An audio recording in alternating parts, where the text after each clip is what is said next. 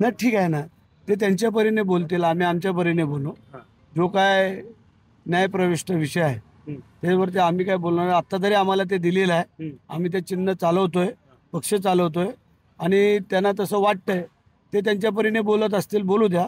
परंतु जे काही कोर्टाने किंवा आम्हाला निवडणूक आयोगाने निर्णय दिलेला आहे तो मान्य ग्राह्य धरून आम्ही पुढे चाललेलो. मी मुख्यमंत्री पदाचा राजीनामा देऊन चूक केली नाही. माझ्या स्वप्नांना देखील स्वप्नात वाटलं नव्हतं की मी मुख्यमंत्री होईल.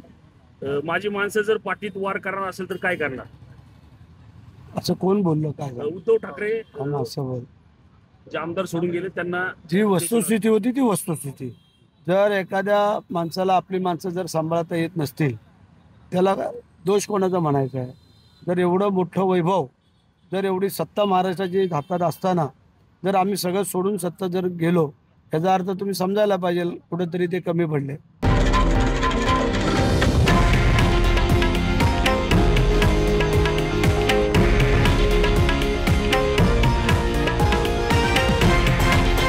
हे आहे देशातील नंबर 1 न्यूज नेटवर्क आणि आपण पाहत आहात TV9 मराठी, एकमेव.